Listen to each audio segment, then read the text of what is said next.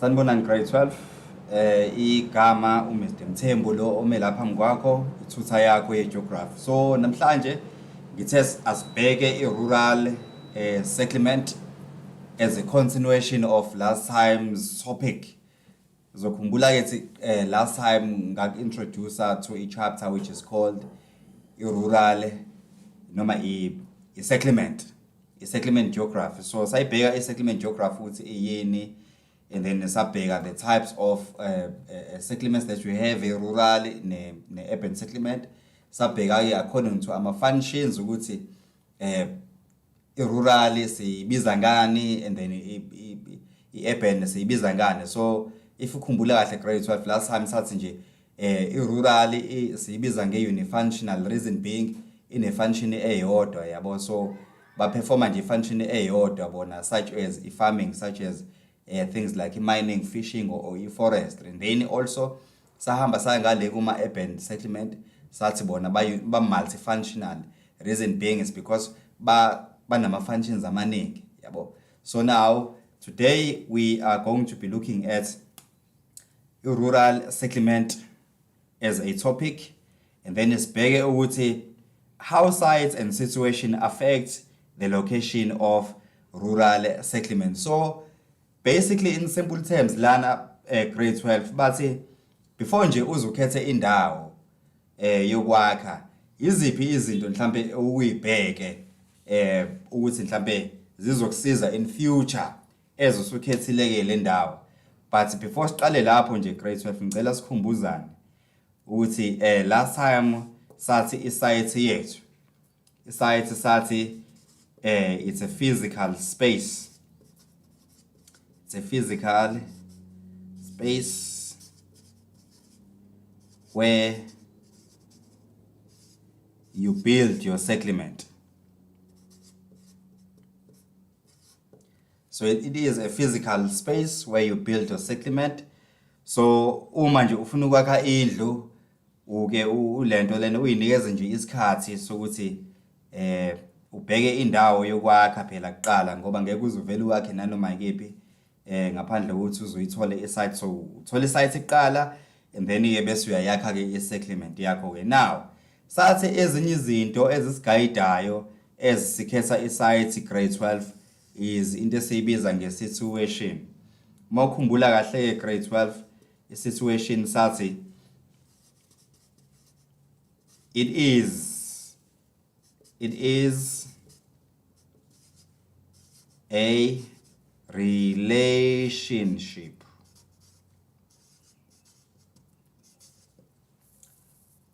between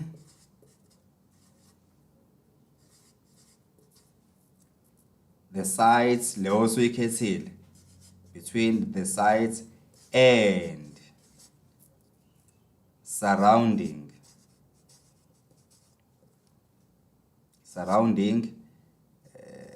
environments.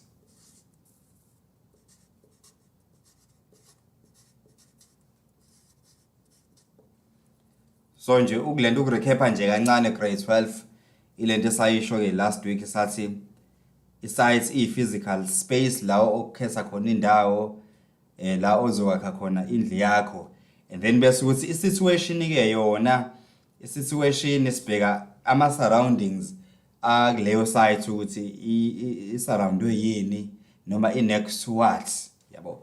And then senze i-example ke kuqala grade 12 sathi i-situation can be anything, mhlambe from umfula to umgwaqo, or even mhlambe situation may be even i-church. Ungathola ukuthi mhlambe khona isonto eli around lapho mhlambe elithandwa abantu, so abantu will choose to locate themselves lapha kuleyo settlement where there is a church around. Mhlambe situation ngaba futhi isikole esi around that area yabo. And then mhlambe ngaba police station, abantu mabefuna ukuba safe bengakha izindlu zabo around the police station just to be safe. So that's what we've said here last time grade 12 sikhuluma nge-sites and situation. So again grade 12 just ukuthi sikhumbuzane nje ngithe namhlanje sibheka ukuthi imaphi ama-factors that you consider owabhekayo before uthenge i-site.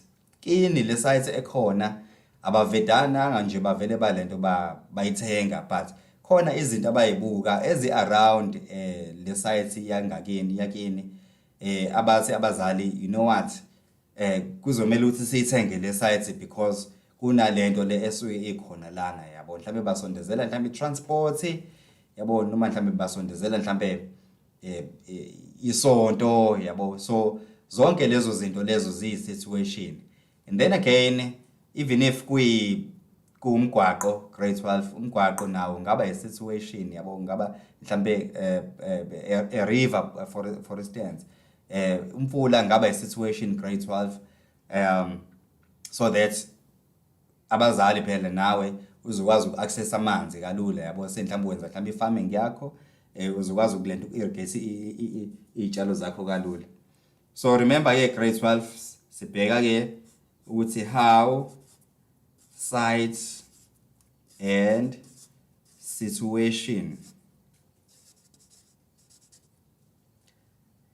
affects the location of rural settlement. Imaphi ama-factors wabhekayo grade 12 for the exams? Very important grade 12 ukuthi wazi lama-factors lawa influencer location of i-settlement. Ungixolele nje nge-settlement wami laphayana ngikhohle MA, but lama-factors grade 12 masubhekisisa kahle in the past abantu abadala babe-choose ama-sites nama-settlements according to ama-basic needs, izinto nje ezisimple nje abayidingayo, izinto ezinjenga amanzi. Abantu babedinga nje ukuthi bebe seduze kwamanzi so that they can actually easily access amanzi, yabo, mhlambe for domestic use or mhlambe for at times mhlambe for irrigation. And then also babebheka mhlambe izinto enjenga ngoba phela benza farming grade 12, babebheka izinto enjenge fertile land so that bezokwazi phela ukutshala ke. And then another thing, babebheka indawo mhlambe whereby there is ama-building materials.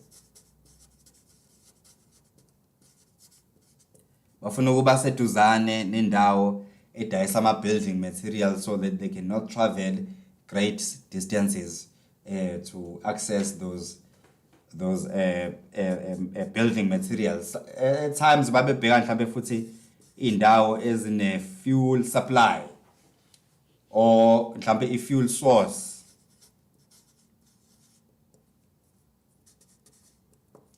I-fuel source ke mhlambe ngahlukana ke mhlambe yabo, mhlambe they wanna use it for cooking, yabo, or any other things, but babefuna nje ukuba seduze kwelento kwe-fuel source. Enye mhlambe i-factor babeyibheka mhlambe kuqala kokuba mhlambe ama-pastures, ama-grain pastures for iy'lwane zabo angithi bafuyile laba bantu. So nifuyile kini, ngeke uzuvele usuke uye endaweni engenatshani, yabo, indawo ewugwadule. So abazali instead bazokhetha indawo la okune vegetation khona, so which means bazokhetha indawo enotshani so that iy'lwane can be able to graze. Asibheka amanye ama-factors ke grade 12 ezisaqhubeka. Amanye ama-factors will be things like mhlambe access to road noma to transport, to road or transport. So iwona yama-factors ababawabheka ke in the past ke grade 12. So but as isikhathi sihamba ke manje abantu benza ibhizinisi ke manje sebedinga a lot more than this. So kusekunamanye ama-factors ke manje asengenayo ke ngoba abantu angithi uyakhumbula ukuthi bebedinga ekuqaleni ama-factors such as ama-fertile soil so that they can actually do lento lena belime. So once ke mhlambe angithi at first grade 12 umzali lapha ekhaya ubenza into esiyibiza ngokuthi subsistence farming. So subsistence farming, the aim there is just to feed yourself and your family, ne? But abazali masebeqala ke bebona ukuthi you know what, sesiqala manje kuba nesurplus ke manje. Sesiqala kuba nesurplus, sizodinga mhlawumbe ukuthi sihambe soyidayisa lezi zinto ke zethu ke manje. Sebeyaqala ke manje badinga access to other factors ke manje. Ama factors such as access to market. Remember ke market sikhuluma phela ngezitolo, sikhuluma even nangabantu laba bathenga wona lama produce lama products ethu eswabhekayo, and then also badinga even access to communication.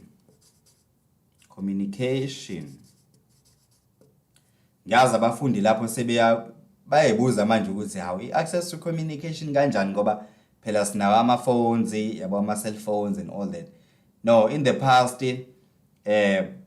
ama-cell phones abengekho, so abantu abadala bebedependele bebe-rely kakhulu kuma-telephone lines yabo lama landlines lawa abasekhaya, so bebedependele khona ke. So abantu ke umuntu uma ethenga isite esefuna ukungena ke manje kwibhizinisi ebheke lezi zinto lezi ukuthi are there any landlines yabo around the area, so that's phela ke nami ngizoba even neyami ngoba phela there is an easy connection yabo, so that I can mhlambe ngifonela ama customers ami yabo, noma mhlambe ngifonele any mhlambe financial service yabo, so that ibusiness lakhe lizohamba kalula. So yona ke ama factors ke grade 12 la abazali abawabhekayo uma bekhetha ama sites. And then now ngizointroduce ke manje grade 12 to ama types of farming. Types of farming lawa enziwa lapha yana ma rural areas. You will remember grade 12 ukuthi eqaleni ngathi mina kuma rural settlements sine farming that is taking place yabo. So ake hlale kuyona ke manje ke farming ke as a unifunctional thing. So ahlale kuyona nje farming sibheka ama types of farming ukuthi imapi esinawo. Sinawo 2 ke grade 12. Eyoqala nje sibiza nge subsistence farming. And then eyesibili sibiza nge commercial farming.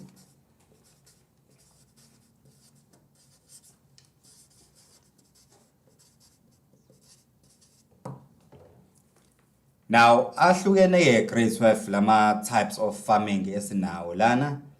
Le eyoqala nje subsistence farming. Subsistence farming ine aim yayo ke, and there is a reason why we have a subsistence farming. So the aim of a subsistence farmer,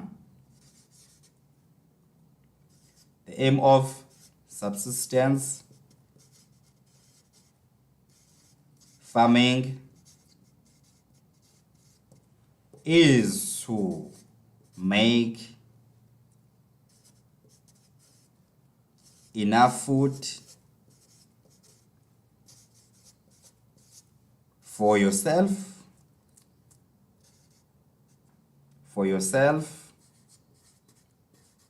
and your family.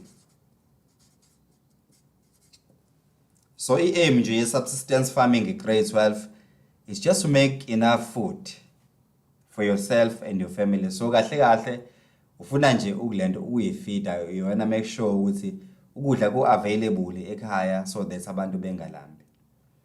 But now masuqala wenza i-surplus, you can always now change i-subsistence farming so i-commercial farming ngisazokutshela ngayo njengamanje ukuthi eyini i-commercial farming and i-aim yayo yini ke. So masuqala wenza i-surplus la kwi-subsistence farming usubona ukuthi khona okusalayo uma ngitshalile engakwazi ukuthi ngikudayisa, ngingakwazi ke manje ukuthi mhlambe ngiyothola imarket yabo or ama customers ami so that ngizokwazi nami ukuthi ngizenzele i-profit ngala eceleni. Asibheke i-commercial farming ukuthi iyini and what is the aim of i-commercial farming.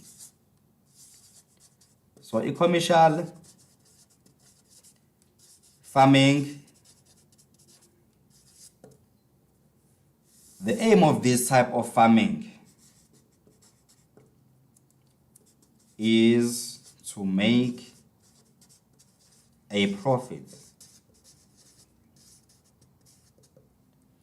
So the main aim of this type of farming, grade 12, is just to make a profit. So this type of farming can be done at a small scale,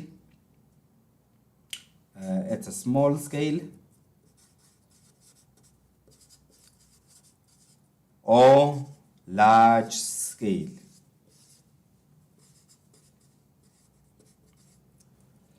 Now, small scale farming class, grade 12. La sibheke ifama yenza ifarming yayo endaweni nje encane reasonable. But now ngala kwi large scale farming, la sibheke ifama with large pieces of land, yabo. Enama planta noma etshala this crop. Mhlambe mayitshala ummbila it's a large scale endaweni enkulu. Employ abantu abaningi ngalendlela. So there's a difference between a small scale and a farm and a large scale farming. So commercial farming, the aim is just to make a profit. So this is done, this type of farming is actually a business on its own. So it's a business. Ayifani ne-subsistence farming. I-subsistence farming nje umuntu uyayivukela lapha yana ekhaya ethathele igeja lakhe ehambe ilimela lapha yana ngoba uworried phela ngokuthi efeed ifamily yakhe enaye futhi. But now i-commercial farming yena lo muntu ke manje oyifama uworried ngani ngokuthi imali ngizoyenza kanjani. And then now this type of farming is done on large pieces of land.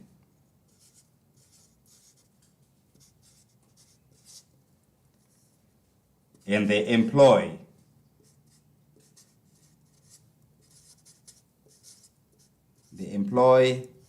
many people.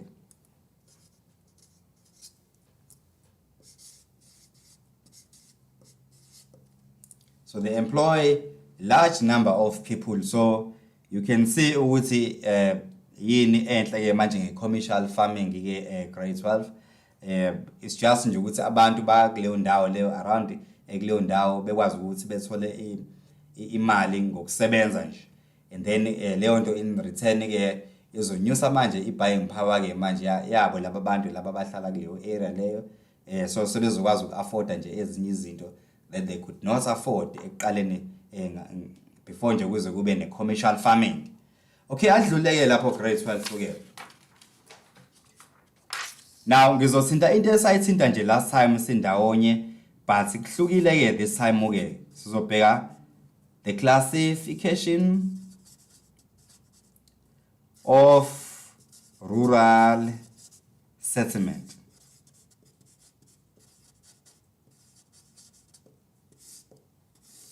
How do we classify ama rural settlement? Uzokhumbula last time sindawonye sa classify ama settlements nje kuphela. Saqala sa mention sathi we can classify ama settlements according to their size and complexity such according to their size. The smallest type of a settlement is a farmstead.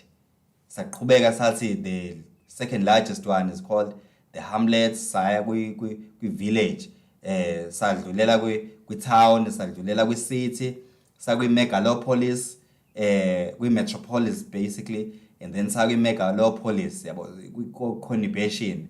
So lapho sasiclassify wonke ama settlements esinawo. But today into engifuna siyenzeke nani grade 12 is just to classify only ama rural settlement kuphela ke.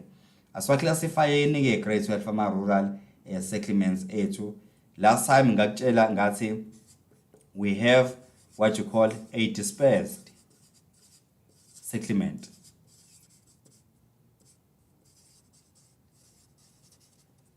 What type of a settlement is this grade 12? La, we're looking at the houses. Yabo, the houses are far apart. So which means izindlu ziqhelelene. So here, houses are far apart.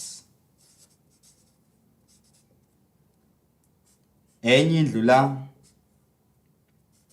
enye laphaya, enye le.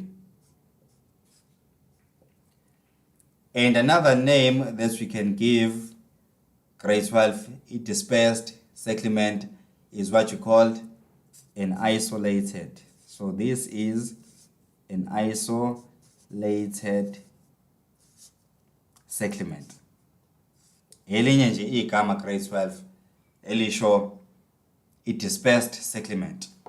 So you can see here it distancing a grade 12 from one farmhouse to another, I would say it's greater as you go to kwenye indlu. And then uzokhumbula futhi ukuthi last time saze sanikeza ama advantages nama disadvantages of living in such types of ama settlements. Lawe siwabiza ngama dispersed. So mase highlights nje kancane nje sikhumbuzane grade 12 ama advantages nje amancane nje grade 12 just nje unikhumbuza ama advantages of living in a dispersed settlement. Sathi lana eyokuqala nje, there's peace of mind. There's peace of mind. So there's peace of mind here. Awuhlushwa umuntu mawufuna ukuzenzela izinto zakho, uzenzela izinto zakho. And then you get to own the land. So there is one owner of the land. Khumbula ke grade 12 futhi lo muntu wenza ibusiness.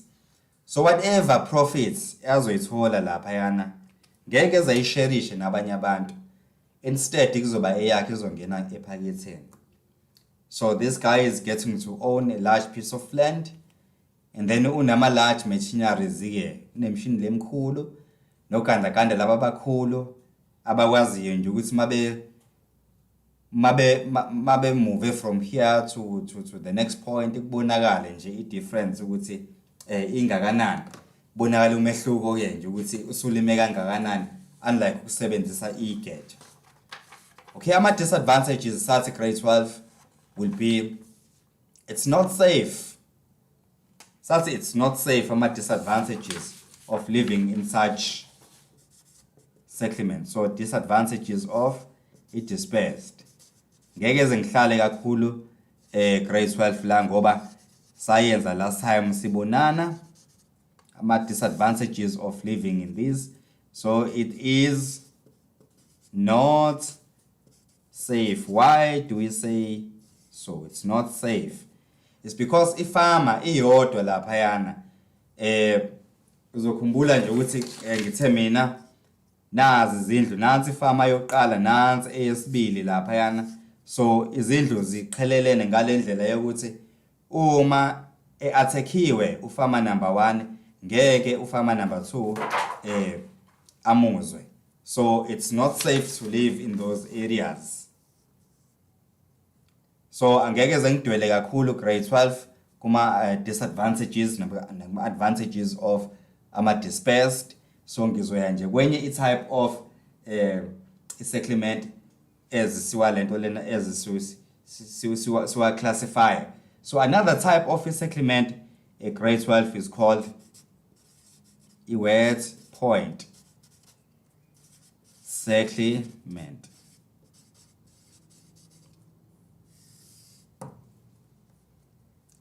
Lana ke, what type of a settlement is this?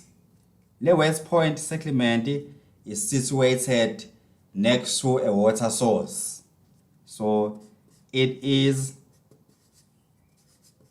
situated next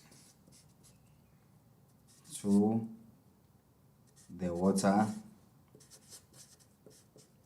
source. Sichaze ukuthini ngalokho grade 12. Sichaze ukuthi izindlu situated noma ama settlements are situated la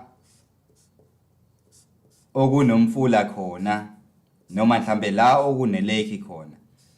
In this case nazi izindlu zami situated next to the river. Kumfula wami lapha yana. Mhlambe ezinye izindlu will be situated around a focal point ongaba mhlambe lake kanje. So I have a lake yami lapha yana, and wonke umuntu ufuna ukuzohlala la eduze kwale lake here. So by these houses being close to the lake here manje, we call them a wet settlement. So i-examiner ke uma esikubuza grade 12 ukuthi what are advantages of a wet settlement? Let us look at some advantages of a wet point. It's a wet point settlement.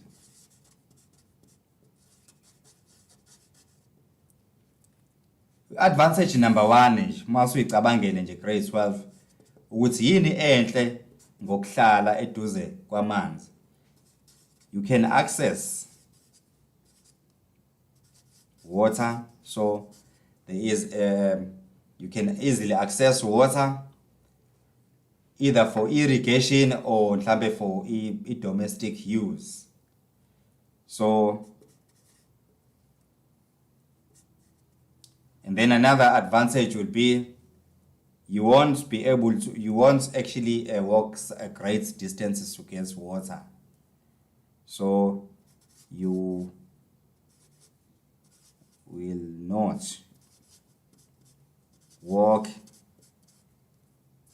great distances to fetch water. Ngoba phela amanzi asuke la close to a settlement. So amanzi asuke nje la around the settlement. Nanku umfula lapha yana uya next to a settlement. So nje umuntu ohlala lapha nalapha can walk yabo eze kule ndawo ezo accessa amanzi ezokha amanzi. And then again even nalana futhi you can see ukuthi abantu ba choose ukuzokwakha la eduze kwe lake. Now grade 12 kunama disadvantages ke manje okuhlala eduze kwe wet point settlement.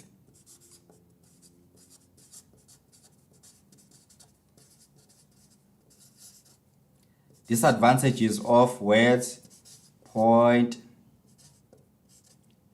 settlement.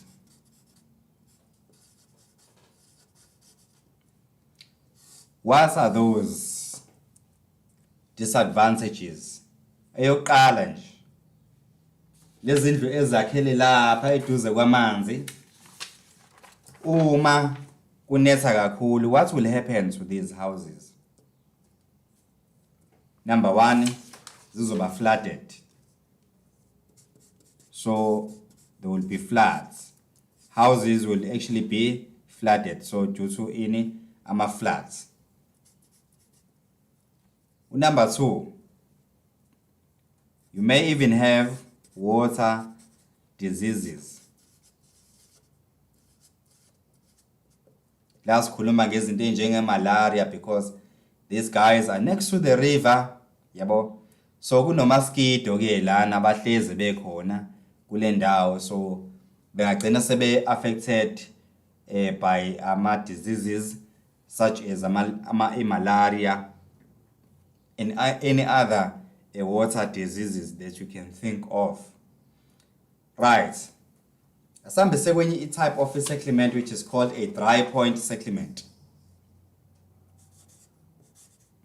It's called a dry point settlement.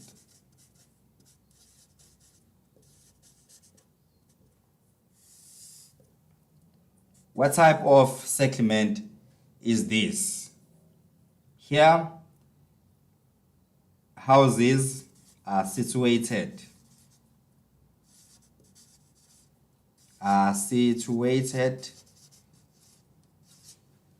far away from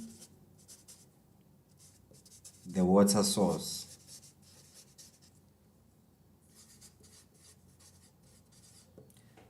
So basically here in this show a grade 12 would say these types of settlements may even be situated in those high-lying areas.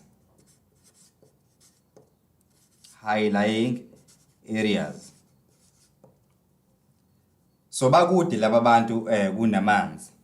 So ba safe ngisho bekuthiwa kunama floods yabo, so ba safe. So they are situated in high-lying areas. They are situated in mountains. Now, if examiner ke ikubuza ngama advantages, what will be ama advantages of living in these types of settlement? Advantages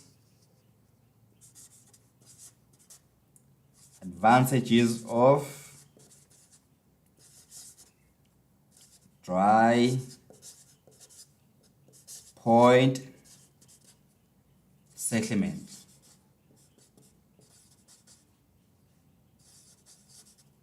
Yini ubuhle bokuhlala far away from amanzi? Yini ubuhle bokuhlala kuma dry point settlement? Number one, you are safe from floods. So indawo if inama floods when nje you are safe, so there's no need to worry uma kunama floods. And then another thing is you are also safe from water diseases. You are safe from water diseases. So one of my advantages here now, grade 12 or provider examiner may ask you this type of question as a paragraph question. Please give advantages and disadvantages of a dry point settlement, and then also show you advantages. It's safe because you are safe from flooding, you are safe from water diseases such as malaria and all that.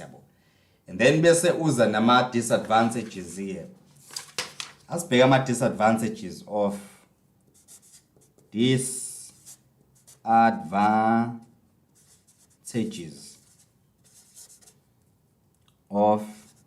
a dry point, of living in a dry point settlement. Ububi ke manje bokuhlala far away from ama-dry point settlement noma from ama-water sources such as rivers, such as lakes, yabo, such as any type of water source le etholakala around lapho ke. So a disadvantage will be far away from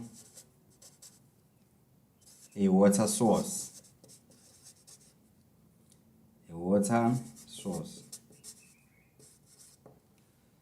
So uzotravela great distances just to access nje amanzi laphayana.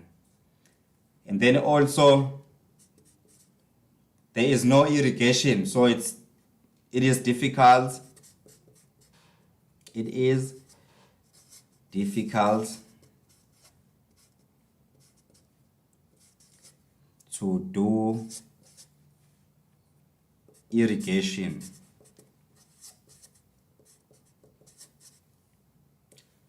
Why is it difficult to do irrigation? Is because phela izindlu zile entabeni and amanzi alapha phansi, so kuzoba nzima ke nje ukuthi uaccess lo yamfula lo ohamba lapha yana, since izindlu zilapha phezulu. So it's a great distance for you to access lawa manzi lawa asuke elapha yana phansi emfuleni. So this will be a disadvantage grade 12. Kunama advantages of living in a dry point settlement, kunama disadvantages. Ukhumbule ukuthi ngithe this may come as a paragraph question kwi-exam yakho ke. Okay, sidluleke lapho grade 12, sibheke enye nje i-topic khona la ngaphansi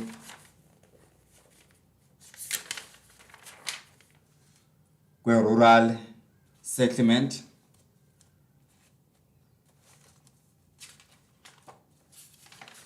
Now, you have another type of a settlement which is called a nucleated.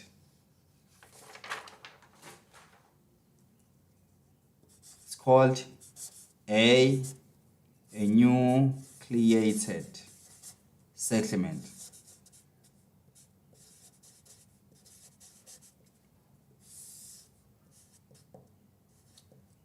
Uzophinda ukhumbule grade 12 ukuthi saye sathi uyithinta kancane futhi le topic last time sibonana ukuthi what type of a settlement is a nucleated settlement. So here we're looking at this is a type of settlement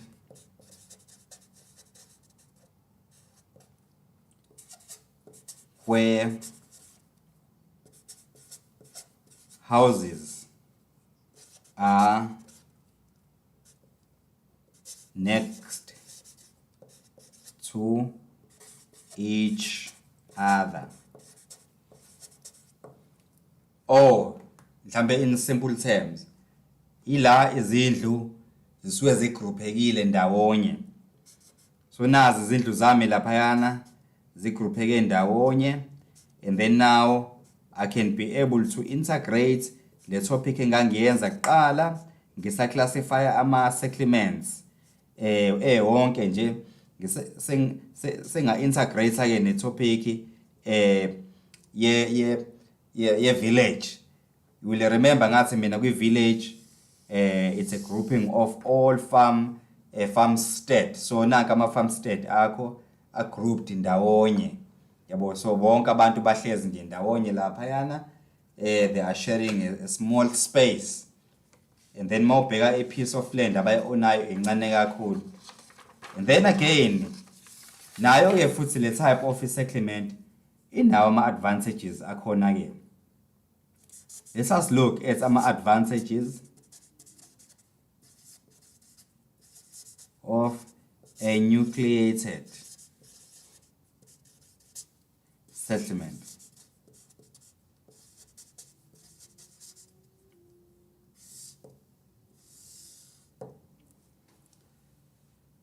Okay, number 1 ngithe mina grade 12 izindlu lana grouped ndawonye. So number 1 nje into emnandi ngokuhlala la is that we can actually socialize. So there is socialization. So there is socialization taking place. So which means umakhelwane uyakwazi ukusuka la eyokhuluma nomunye umakhelwane ephinde suke futhi la suka khona eze la ekhaya. So there is a socialization lapho ke. So abantu nje abayiswele into abangayenza. And then also there is a communication there. Kune communication, abantu bayakwazi nje ukuxhumana bebodwa ngoba vele nje bahlala laba omakhelwane bodwa. So umuntu evele nje ngefence lapha yana ekhulume noma mhlambe ecele lokho acelayo ke kamakhelwane ke then bese yakuthola ke. And then another thing, into enhle ngokuhlala la kuma nucleated settlement ukuthi nje it's safe. It's very safe. Yindaba sisho njalo is because sibaningi ehlala la. So oyedwa maye attack-iwe kulula ukuthi nje ngivele ngihambe ngocela usizo kumakhelwane noma ngivele ngiscream mangiscreama and then abantu sebezogijima ke beze la bezonginikeza usizo ke. So it's safe to live lapha yana. Then ukuhlala kwi type of settlement esibiza nge isolated or dispersed. And then another advantage lana, we get to share. So there's a sharing of farming ideas.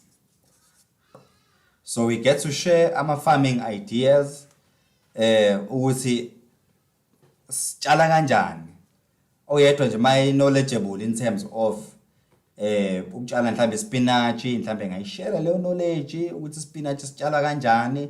So that yonke phela communities lana can have better ways of ukutshala spinach, so that sonke sizoba spinach esihle, sibe nekabishi elihle and all that.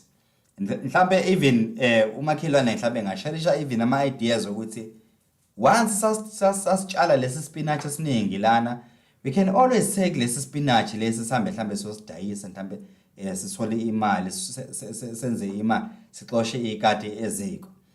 And then last advantage will be there may be even a sharing of farming, number of farm, city farming equipment.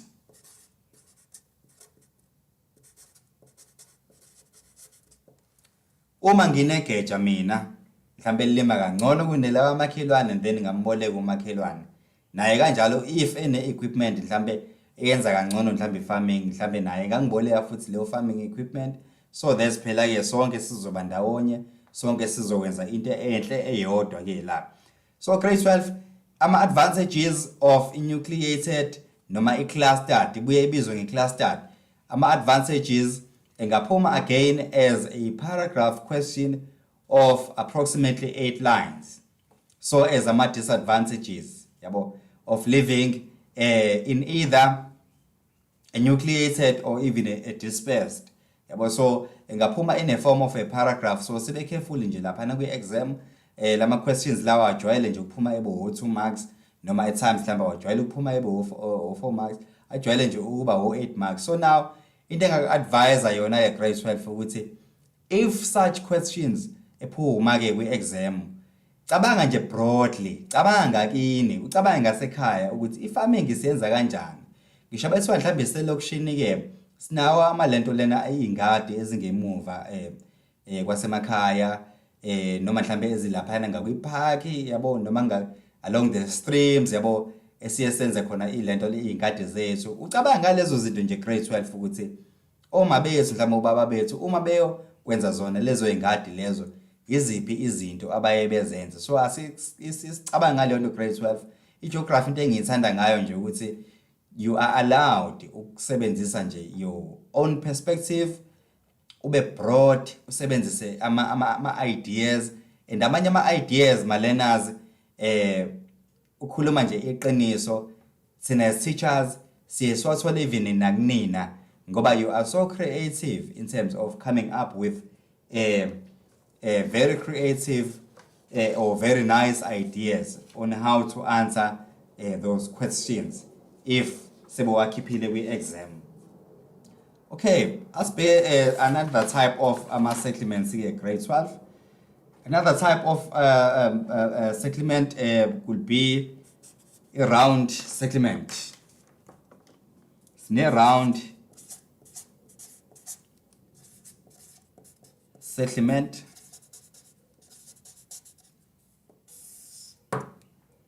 And what type of a settlement is this round settlement? So a round settlement may be as a result of a social or even a focal noma a physical circumstance, yabo. Mhlambe ngaba into mhlambe nonke nakhele around le focal thing.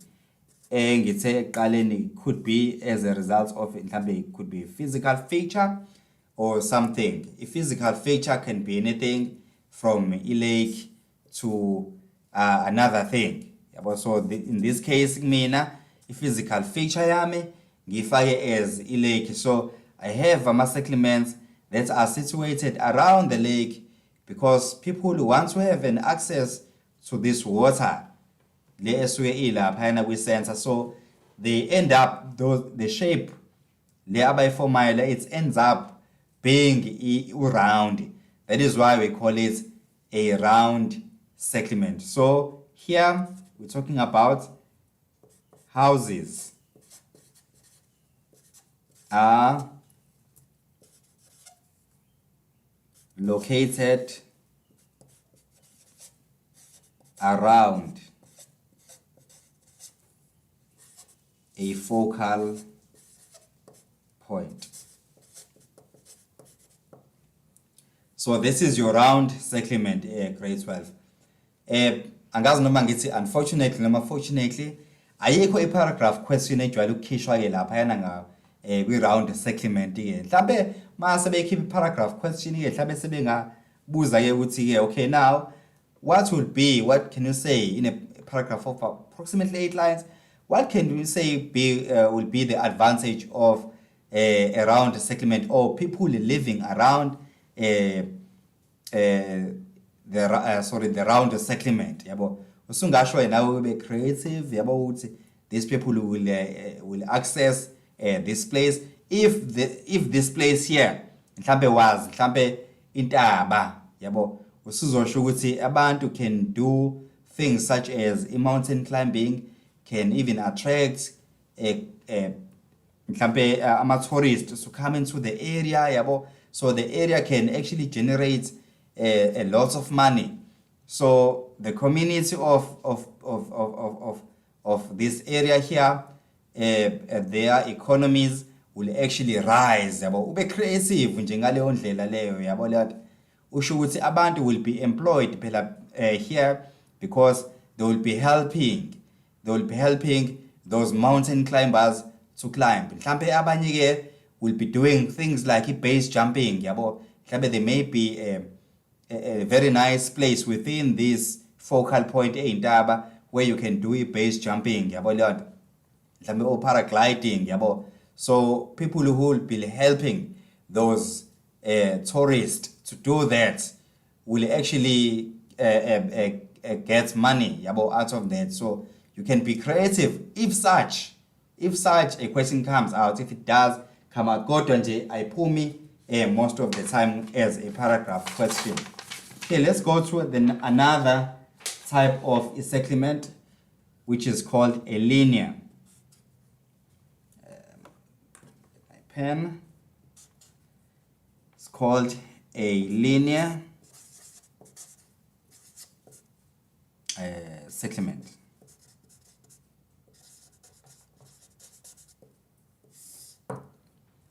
So what type of a settlement is this? This is a settlement which, no matter where houses are situated along either a physical feature or a man-made feature.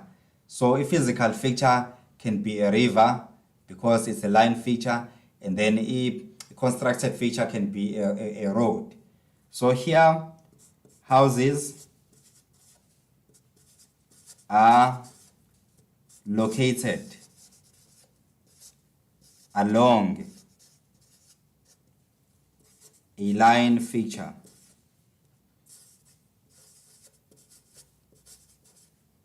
That feature can be either a physical or a man-made. A man-made feature. Now, let us look at these houses. Ezakhele la phayana ke. Ngakule ya feature le yana ke a man-made. Yini le man-made feature ke grade 12? This man-made feature is called a road.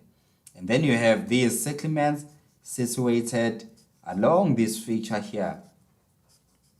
Nazi lezi zindlu lezi zonke situated next to the road. Ngoba wonke umuntu phela ke wants to access i-transport la phayana ke kuloya mgwaqo ke. So i-examiner ke will ask you ke la grade 12 ukuthi what will be the advantage of these people living along this road here, and then we are showing you they will have an easy access to transports, not just to the road. And then also you can even say they can even sell their products if they are doing farming.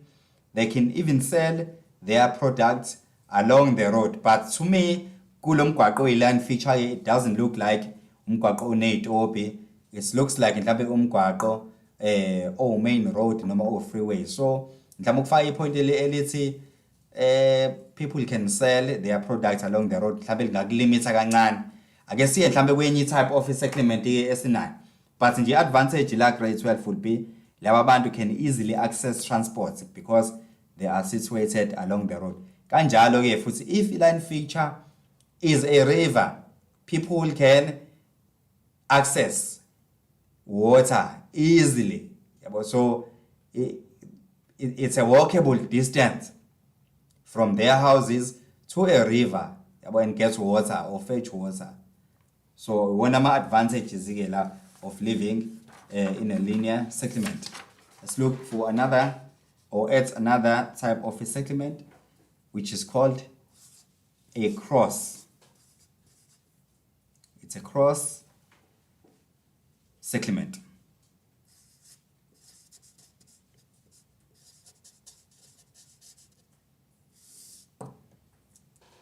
What type of a settlement is this?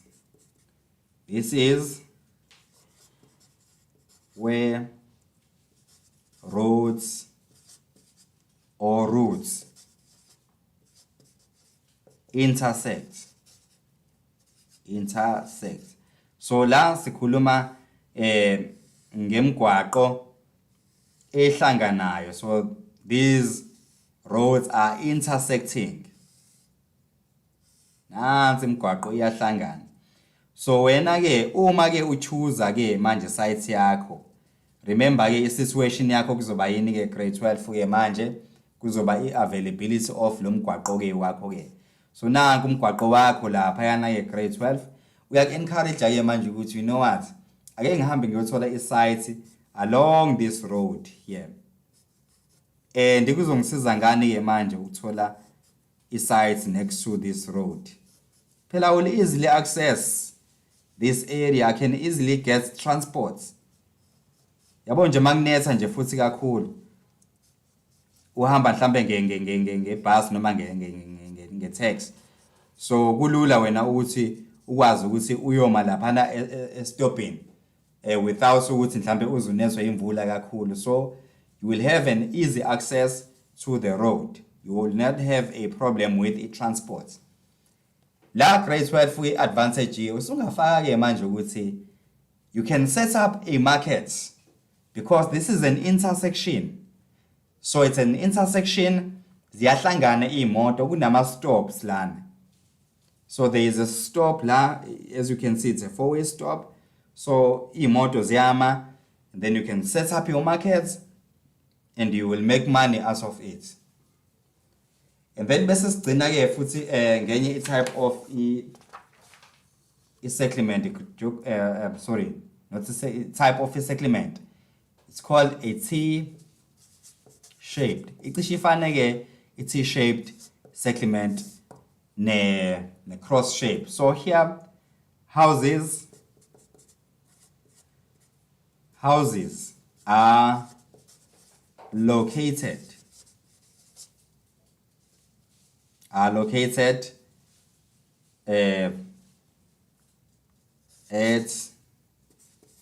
the T junction. So une-T junction-ke manje la grade 12 nangu umgwaqo unezindlu ezila. People can actually be situated along the road here to access phela-ke i-transport again. So you can see grade 12 futhi lento icishe ifana. So nazi izindlu zonke located next to the road. So there is an easy access to i-transport. So i-advantage nje lana-ke it's simple and easy. Grade 12 is just nje access to i-transport. So grade 12, these are types of farmer settlements or settlements that you need to know before ungene kwi-exam room, ungangeni ungawazi. Yazi ama-advantages akhona mostly, wazi ama-disadvantages, even though sazi kahle ukuthi amanye ama-settlements awanama-disadvantages, but ungaba creative uye phela manje uthi la along noma ukuthi junction i-disadvantage would be ama-car accidents and all that. So grade 12, just to wrap it up nje, it's very important ukuthi sazi ama-advantages and disadvantages, as well as sazi ama-definitions nje, describe i-farming, type of farming, ukuthi settlement ukuthi iyini phela-ke, yabo ngoba i-examiner will ask you based on those. So ngicela ukushare lapho grade 12 for now, up until sizosibonana nje next time. Nibe nesikhathi esihle, study hard. Thank you. Ningakhohlwa ukuthi nisengathokozela ezinye izifundo eziyisithupha kanye nezengeziwe i-learner wellness, i-career guidance kanye ne-advanced program. Hlanganyela nathi kwizifundo ezi-online ku-068 151 1072 noma ku-GoDigi@godigitalsa.today. Siyabonga.